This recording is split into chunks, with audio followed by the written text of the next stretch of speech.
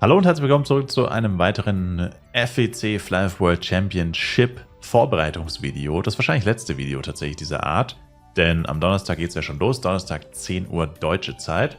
Und heute geht es nochmal zum Abschluss abschließender Vorbereitung um Penya verdienen. Was könnt ihr machen am Anfang, um Penya zu verdienen? Auf was solltet ihr achten? Was solltet ihr am besten verkaufen? Welche Drops sind was wert? Und was könnt ihr farmen? All das in diesem Video. Und ich behaupte mal, es ist jetzt nicht sonderlich spektakulär, aber wir gehen einfach trotzdem mal so ein bisschen was durch. Ich kann jetzt natürlich nicht alles hier erwähnen, weil ich meine, wir müssen jedes einzelne Item durchgehen und dann sagen, okay, kann das was, ist das nichts, whatever. So ausführlich ist es jetzt nicht, aber ich denke mal, ich habe die meisten Sachen vor allem im Low-Level jetzt doch mit abgedeckt. Falls euch noch was einfällt, schreibt es natürlich gerne in die Kommentare. Und grundsätzlich ist es so, je schneller man levelt, desto früher kann man grundsätzlich anfangen, irgendwas zu farmen und desto mehr Geld verdient man. Je früher man etwas droppt, beispielsweise der erste Guardian-Waffen-Drop, der erste Hiss-Waffen-Drop, der erste AEG-Stick und so weiter, das ist natürlich immer mehr wert. Je später ihr dort ankommt, je später ihr das farmen könnt, desto weniger ist es wert. Ich meine, das ist eigentlich logisch, also das braucht man jetzt eigentlich keinem erklären, das ist einfach Common Sense. Deswegen ist ja der Serverstart so wichtig und deswegen haben ja die Leute, die dort sehr viel Geld und auch sehr viel Zeit investieren, so einen erheblichen Vorteil, weil die halt einfach all das mitnehmen können und jemand, der halt wenig spielt oder kein Geld ausgibt, der hat halt einen erheblichen Nachteil, weil er kann logischerweise nicht so schnell leveln und wird folglich erst später mit dem Farmen anfangen können, wenn die Items bereits wesentlich weniger wert sind. Das ist einfach mal so das Faktische. Aber trotzdem gibt es so ein paar Drops, die man auch hier und da einfach droppt und die eigentlich immer ein bisschen Wert besitzen oder zumindest länger als einen Tag. Also die meisten Sachen, die jetzt hier in dem Video sind, sind entweder sehr lange oder zumindest ein paar Wochen auf jeden Fall relevant. Und ja, ich dachte, wir fangen mal mit den Set-Teilen an. Das ist eigentlich so das Interessanteste. Die ich jetzt rausgeschrieben habe, sind eigentlich so die, denke ich mal, interessantesten, teuersten. Grundsätzlich ist es so, für euch persönlich, also ich würde mich nicht so sehr auf Sets fokussieren im Low-Level. Klar ist es geil, wenn man es hat, aber wenn man sich die Preise teilweise anguckt, vor allem an Tag 1, ist es das meistens nicht wert. Ja? Also ich meine, müsst ihr euch selber überlegen, ist euch eine Wedge-Suit, keine Ahnung, 20 € wert, umgerechnet in F-Coin, weil für solche Preise werden sie wahrscheinlich gehandelt werden oder wahrscheinlich sogar mehr. Und das muss man immer selber wissen, aber da geht es jetzt ja tatsächlich gar nicht drum. Uns geht es jetzt ja ums Geld verdienen, nicht ums Geld ausgeben. Aber grundsätzlich meine ich das nur bis Level 60, bin ich persönlich der Meinung, dass man auch komplett ohne Sets spielen kann, aber egal. Jedenfalls Combat und Silos, Mercenary Level 30, das ist so sehr gut, weil das tragen die meisten Mercenary Blades Knights bis Level 90 in der Regel, manche sogar bis 105. Das heißt, das ist ein Nonplusultra-Set, auf jeden Fall sehr interessant auf Level 30. Alle anderen 15er und 30er Sets sind nicht so interessant, heißt nicht, dass sie nichts wert sind, aber ist jetzt grundsätzlich schon mal so, dass da keiner extrem danach sucht. Talin, vielleicht eine der Ausnahmen als 1v1-Build-Poster, da aber alle Assisten normalerweise bis Level 60 mit Moonbeam spielen, ist auch das hier eigentlich nicht so wirklich relevant, deswegen habe ich es nicht aufgelistet.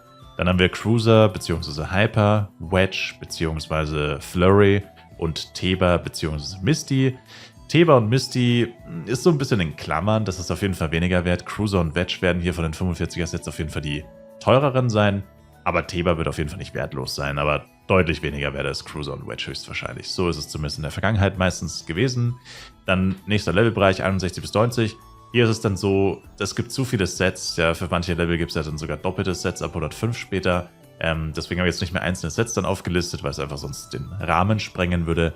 Aber grundsätzlich in dem Levelbereich könnt ihr immer darauf achten, Suits, ja, Suits sind immer interessant und vor allem Ringmaster Equipment. Also beim letzten FEC-Server und generell bei Serverstarts von Fly Universe war es bisher immer so Ringmaster Equipment, also Suits und Gowns, aber Suits natürlich ganz fett und generell Ringmaster Equipment ist sau viel wert, ja.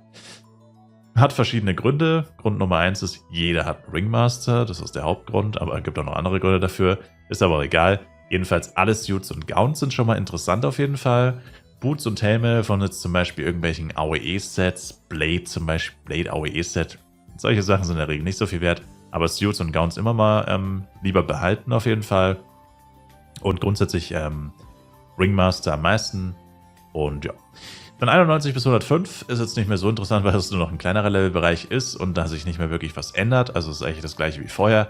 Suits und Gowns immer aufheben. Ringmaster wird immer was wert sein.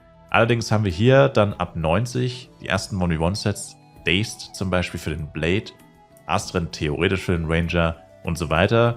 Hier ist das erste Mal, dass auch wirklich die anderen Sets wirklich was wert werden, beziehungsweise vor allem die Suits und Gowns von den anderen Sets werden jetzt hier tatsächlich mal was wert sein. Also Blade 105er Equipment wird wahrscheinlich sehr teuer sein, Ranger 105er wird wahrscheinlich sehr teuer sein. Jester jetzt vielleicht nicht ganz so sehr, ist ja nicht ganz so ultra beliebt, ja. Aber ihr seht schon, in welche Richtung das geht. Also das sind halt die Sets, die man dann zum Beispiel braucht, um Clockworks zu farmen, um Meteonica zu farmen, um in Astria leveln zu können und so weiter. Also das ist halt das Equipment, was einfach jeder irgendwo haben will. Also hier ist grundsätzlich wie immer Suits und Gowns auf jeden Fall, Ringmaster, aber auch eigentlich alle Set-Teile erstmal aufheben. Und vor allem in den ersten Tagen sollten die eigentlich ganz gut weggehen für ganz gute Preise. Genau. Und ja, dann haben wir noch Set-Teile nach 105 bzw. 106 plus. Gut, ist natürlich jetzt relativ langweilig, weil es gibt dann Bloody natürlich bei Red Meteonica, aber das ist ein bisschen zu speziell, das droppt man nicht einfach so beim Farmen und bis ihr Red Meteonica farmt, das ist dann nicht mehr Start des Servers, deswegen habe ich das hier auf jeden Fall auch nicht aufgelistet. 135er Set-Teile sind das eigentlich letztendlich nur und vielleicht die 150er Set-Teile noch in Hernes. Nicht in Hernes, in Coral Island meine ich natürlich. Und hier ist es grundsätzlich so, naja, wenn ihr sie droppt, natürlich, vor allem je früher, desto besser, dann werden sie natürlich eine Menge wert sein. Vor allem Ringmaster und Blade hier wahrscheinlich wieder. Und generell natürlich auch hier wieder Suits, Gowns, ja, kommt drauf an. Gowns sind meistens dann doch ein bisschen weniger wert auf jeden Fall. Ringmaster Suit wird am Anfang wahrscheinlich wieder horrende Preise haben, die ja teilweise auf FEC-Server, glaube ich, ich will es gar nicht sagen, aber es hat auf jeden Fall tollenweise F-Coin gekostet, sich so eine Ringmaster Suit am Anfang zu besorgen. 135er Ringmaster Suit. Also das ist wirklich brutal. Also hier, wie gesagt, Suits, Gowns und Ringmaster, wie immer besonderes Augenmerk drauf haben. So, dann gibt es natürlich aber noch ein bisschen wertlosere bzw. unseltene Drops, die auch interessant sind, vor allem am Serverstart. Power Dice zum Serverstart sind tatsächlich ziemlich viel wert, verhältnismäßig zur Seltenheit. Weil am Anfang vom Server gibt es ja logischerweise keine Power Dice. Die können nicht überfarmt sein, es kann nicht zu viele davon geben, weil es gibt ja quasi keine. Und das heißt, am ersten Tag eure Power Dice zu verkaufen oder wenn ihr jemanden seht, der rumläuft und schreit, hey, ich will Power Dice, gebt mir eure Power Dice und so, dann kann das durchaus ein interessanter Deal sein, weil ihr persönlich werdet wahrscheinlich die meisten von euch zumindest, jetzt bis Level 60 zumindest und wahrscheinlich kurz danach auch eher weniger, wirklich fett was upgraden. Also höchstwahrscheinlich niemand. Und aber die Leute, die halt den Server rushen, also die Pay-to-Play-Player und die Leute, wo halt richtig Gas geben, die kommen halt irgendwann dann an Guardian-Waffen, Unique-Waffen, erste gute Sets und so weiter. Und das wollen die natürlich dann direkt auch upgraden. Und dafür brauchen sie Power Dice. Und wer hat die Power Dice? Ihr habt die Power Dice. Deswegen verkaufen. 4% Cards, genau das gleiche, sind am Anfang jetzt auch nicht so ultra interessant, aber sie werden verhältnismäßig beim Serverstart sehr viel Geld geben im Vergleich zu den anderen Drops, die man so bekommen kann. Also Lightning Card 4, Volcano Card 4 vor allem Lightning höchstwahrscheinlich, aber ja, auf jeden Fall auch immer drauf achten, weil die leuchten ja auch so schön, die kann man eigentlich nicht wirklich übersehen oder vergessen und dadurch, dass sie ja, das hat ja eigentlich jeder auf dem Schirm, sag ich mal, aber trotzdem nicht unwichtig, nicht vergessen. Elementkarten ist jetzt ein bisschen schwierigeres Thema, die sind in der Regel nicht wirklich so viel wert.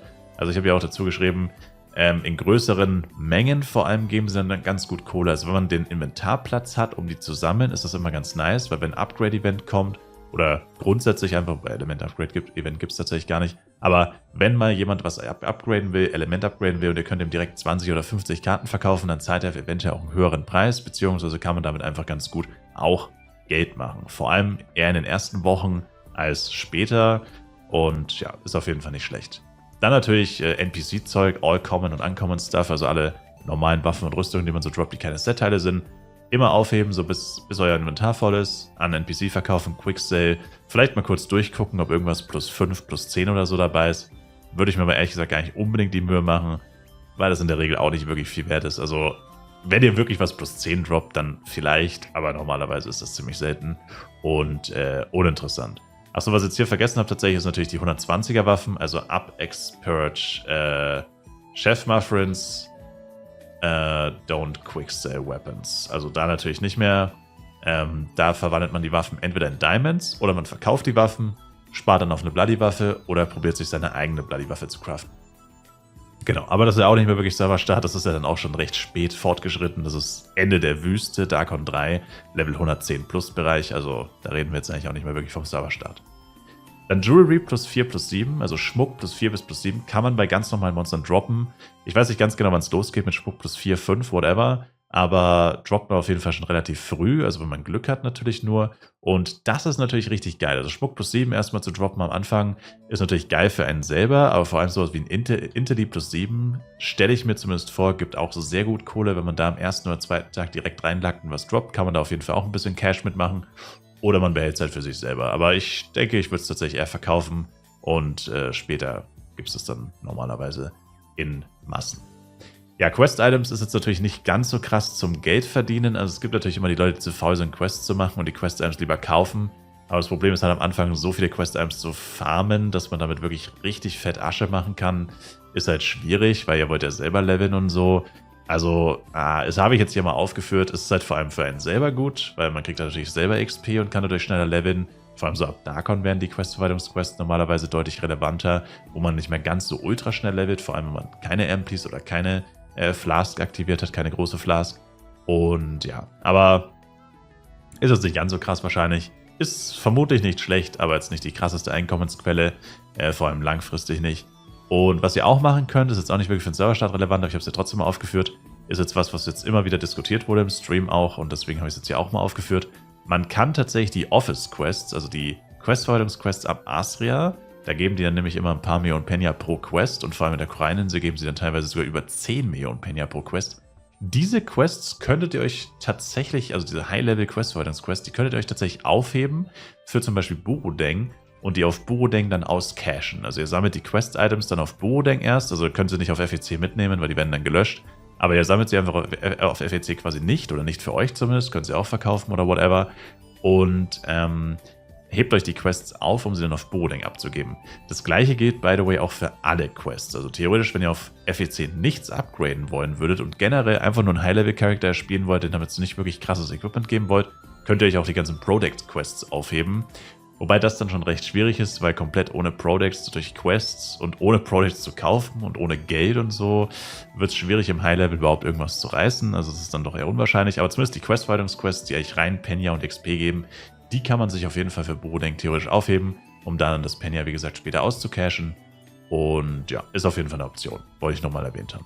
Ja, jetzt geht es aber natürlich ans Eingemachte, weil das waren jetzt ja alles Drops, die man bei normalen Monstern bekommen kann. Was ist denn jetzt mit den Sachen, die man farmen kann? Und ja, Punkt 1 ist natürlich hier Giants, Guardian, Historic, Angel, Legendary, Golden. Astrias Giants droppen leider nur Set-Teile, wer das nicht wusste. Sie droppen nur die 135er Set-Teile. Kann am Anfang extrem relevant sein. Wie gesagt, Ringmaster Suit vor allem, absoluter Jackpot, aber auch Blade Suit, Ranger Suit, auch hier wieder, wie gesagt, die ganzen Suits von den 135er Sets, absolute Jackpot. Richtig geil. Und natürlich in Coral Island später die Hermes-Waffen. Gut, Coral Island ist, wie gesagt, auch nicht mehr wirklich relevant für den Serverstart. Ja, und hier ist halt wieder dieser Punkt wichtig mit dem Geschwindigkeit am Anfang ist wichtig. Wenn ihr einer der ersten seid, der Guardian-Waffen farmen kann, wenn ihr einer der ersten seid, der Historic Angel AG farmen kann, ja, da steckt richtig viel Kohle drin. Aber hier ist halt auch wieder wichtig, dass man einfach bedenkt, dass es halt alles Zeit kostet und ihr müsst euch ja immer so ein bisschen selber bewusst sein, wo seid ihr gerade? Also seid ihr gerade sehr weit oben im Level? Seid ihr in der Mitte? Ja, wie viel sind die Guardian-Waffen überhaupt wert? Also ihr müsst euch auch angucken, okay, kann sein, dass 2, 3 Waffen richtig viel wert sind, aber vielleicht sind 7 Waffen extrem wenig wert zum Beispiel. Also muss man selber ein bisschen abwiegen. Aber normalerweise, wenn ihr hier relativ schnell levelt, wenn ihr direkt am Serverstart direkt reingrindet, dann werden sich die Giants vermutlich lohnen, weil wenn was droppt, wird es richtig viel wert sein. Und ja, fett Kohle geben. Und hier habe ich dann noch aufgeführt die Giants, weil es jetzt auch im Stream ein paar Mal erwähnt wurde, wegen den 45er Rüstungssets, also Cruiser Wedge zum Beispiel. Ja, das kann nicht schlecht sein, wenn man da vor allem mit Drop Potion, oh hoppla, wenn man da vor allem mit Drop Potion reingeht und mit 300% Droprate diese Giants killt, weil die 45er Rüstungssets sind ja nur selten, nicht sehr selten, also die droppen häufiger als zum Beispiel 75er Set-Teile und so weiter. Ja, aber würde ich mich jetzt persönlich nicht so wirklich drauf reinsteigern, weil wie gesagt, also Wedge und Cruiser Suit sind wahrscheinlich sehr viel wert, aber jetzt zum Beispiel lauter Cruiser Helme droppt oder so, ist sicherlich nicht schlecht, vor allem am ersten Tag, aber damit werdet ihr bestimmt kein Vermögen machen. Ganz anders sieht es zum Beispiel aus bei Guardian Stick, Guardian Bow, Guardian Axe am ersten Tag. Die werden euch aus den Händen gerissen für tausende F-Coin. Und ich denke, das ist dann doch irgendwie profitabler wahrscheinlich. Ja, was auch extrem heftig ist, ist Clockwalks. Wenn ihr zu den ersten Leuten gehört, die Clockwalks aktiv farmen können, das ist bombastisch. Weil ihr müsst ja bedenken, Clockwalk-Schmuck gilt ja generell als dieser Low-Level-Schmuck, dieser Standard-Schmuck, den irgendwie jeder hat. Ja, aber beim Serverstart, dann gibt's den ja nicht. Beim Serverstart ist selbst ein Strente +1, ein Mightier +1, whatever. Ist das heftig oder ist das gut? Weil es gibt ja nichts Besseres, außer man upgradet selber halt. Aber ansonsten gibt es halt nichts Besseres. Und dieser Schmuck ist ja auch extrem gut. Da muss man noch die Levelbegrenzungen beachten. Besserer Schmuck ist in der Regel für ein höheres Level. Clockwork-Schmuck ist ja für Level 58, also kann man extrem früh tragen. Ist einfach richtig geil. Und ja, je früher, desto besser ihr Clockworks farmen könnt, desto geiler ist es. Einziges, was man hier natürlich immer bedenken muss, ist, Clockworks ist recht stark tatsächlich, selbst auf der leichten Schwierigkeit. Also mit unter 6000 HP hat man gar keine Chance, den zu besiegen, weil er euch dann einfach töten wird. Und das andere ist halt, wenn er mit 2 Charakteren reingeht, hat er immer mindestens über 50 Millionen HP. Und auch da ist es natürlich schwierig. 50 Millionen Schaden muss man erstmal schaffen. Man hat zwar eine Stunde Zeit, aber erstens will man nicht unbedingt die volle Stunde brauchen. Weil gut, beim Serverstart, sage ich mal, wenn er eine Stunde für CW opfert, ist nicht schlimm, weil er wird garantiert mindestens ein Item droppen. Vermutlich 2 bis 3 Items. Wenn ihr Glück habt, was +2 oder +3, das wäre absoluter geistesgestörter Jackpot. Und ja, also es lohnt sich auf jeden Fall, Clockworks zu machen, vor allem beim Serverstart. Und die beste Klasse dafür ist natürlich Blade und der M, aber grundsätzlich alle 1v1 DPS-Klassen sind natürlich dafür geeignet. Also es kann nicht nur Blade und der M, alle anderen sind auch dafür geeignet. Einzige Elementor und Psykeeper, die sind wirklich sehr schlecht bei CW oder ein Solo-Ringmaster, das könnt ihr wahrscheinlich vergessen. Also das schafft man nur mit sehr gutem Equipment. Am Anfang keine Chance. Also ihr braucht eine der 5 1v1 DPS-Klassen. Die Magier sind hier ziemlich nutzlos leider. Dann Envy Defts. Kann ich mir vorstellen, ist jetzt halt ein neues Szenario oder ein neueres Szenario, weil beim alten FEC-Server waren die Dungeons ja doch noch recht frisch und so. Da waren wir noch nicht in dem Modus, wo man die wirklich aktiv so heftig abgefarmt hat wie jetzt in den letzten Monaten. Habt ihr bestimmt mitbekommen, wie die Pet-Preise gesunken sind und so. Manche Dungeons komplett überfarmt. Ich denke persönlich trotzdem, dass es sich lohnen wird, diesen Dungeon zu farmen. Ich denke, der Hauptpunkt, warum, ist vor allem Historic Weapons. Und zwar kann man in einem Dungeon erstens mal leveln, während man farmt. Also wenn ihr den Dungeon wirklich schafft. Das ist das Einzige, wenn ihr den Dungeon schafft. Weil der Dungeon ist tatsächlich relativ schwierig, relativ stark. Also mit Power-Ups geht es auf jeden Fall. Aber ihr müsst ja auch wieder hier bedenken, ihr habt keine Clockworks-Rüstung zum Beispiel, die ihr auf Burodeng wahrscheinlich gewohnt seid und so. Also ist wahrscheinlich relativ schwierig für die meisten Leute und eher nichts. Aber solltet ihr es schaffen zu farmen, dann könnt ihr zeitgleich leveln, weil der Dungeon extrem viel XP gibt, vor allem in den Raids auf dem Server. Und ihr droppt, wie gesagt, wenn ihr Glück habt, Historic-Waffen. Ansonsten könnt ihr Pets bekommen. Karten, naja, werden jetzt nicht so extrem valuable sein, aber wenn ihr Water B oder Fawn B droppt, ist wahrscheinlich schon ziemlich krass. C meine ich. Und Skins natürlich, ja. Also grundsätzlich hat er einen guten Loot-Table. Hier ist die größte Schwierigkeit, schafft man den Dungeon überhaupt? Für die meisten Leute wahrscheinlich eher nicht, zumindest nicht beim Serverstart. Dann Meteonica ist ähnlich. Meteonica ist grundsätzlich nicht schlecht. Er hat 2 extrem geile Drops, Meteor und Meteofi. Das sind die beiden Ringe, die alle Stats Plus geben. Einzige Problem ist dabei halt, dass das eigentlich die einzigen wirklich krassen Drops sind, die er hat. Also er droppt auch viele 105er Set-Teile und die Mythical Silver Weapons. Allerdings die Mythical Silver Weapons sind grundsätzlich nicht so ultra beliebt. Also die meisten Leute ignorieren sie eigentlich mehr oder weniger, dass sie überhaupt existieren. Klar, es ist ein neuer Server, da werden sie grundsätzlich erstmal mehr wert sein, weil sie natürlich neu sind und Leute, die Face-Tank-Klassen spielen, brauchen sie teilweise. Aber ich kann mir jetzt nicht vorstellen, dass sie jetzt so extrem viel wert sind im Verhältnis zum Aufwand, weil für Meteonica, erstens mal hat er ja die Schmelze und ist trotzdem ein Boss, den man erstmal schaffen muss. Also man braucht erstmal das Equip dafür. Dann ist es ein Boss, der relativ viel Zeit benötigt, vor allem wenn man nicht das krasseste Equipment hat. Und ihr müsst die komplette Dekans Mine-Quest abgeschlossen haben, die ja mehrere Stunden dauert, außer man benutzt jetzt die ganze Zeit Blinkwing auf Madrigal oder so, also man kann es ein bisschen beschleunigen, aber grundsätzlich ist es auch eine wirklich lange Quest davor und gut, die 1 Million Penya-Kosten, sage ich mal, die sind auf dem Server wahrscheinlich relativ egal, aber auch das muss man bedenken, also um erstmal Meteonica farmen zu können, muss man sehr viel Zeit investieren in Quests und so weiter und so fort und dann braucht man auch noch das nötige Equipment, um ihn überhaupt farmen zu können und dann ist es eigentlich so, dass wirklich 2 Drops extrem geil sind, die anderen Drops beim Serverstart wahrscheinlich schon nicht schlecht sind, aber grundsätzlich langfristig eher nicht so geil. Also ich finde Meteonica persönlich einfach nicht mehr so attraktiv mit den anderen Sachen, die es mittlerweile gibt. Dann Red Meteonica, klar, wir befinden uns natürlich immer noch im Szenario Serverstart. Red Meteonica zum Serverstart könnt ihr wahrscheinlich vergessen. Braucht man sehr viel Zeit für, um überhaupt mal auf das Level zu kommen. Auch hier muss man die Questreihe abschließen, wobei die relativ schnell geht, muss man fairerweise sagen. Aber auch hier braucht man sehr gutes Equipment. Also am Anfang werdet ihr den wahrscheinlich nur im Team packen, mit ein paar anderen Leuten zusammen vielleicht. Und Free-to-Play-freundlich ist er auch nicht wirklich, weil er ist wirklich extrem stark, selbst auf Easy.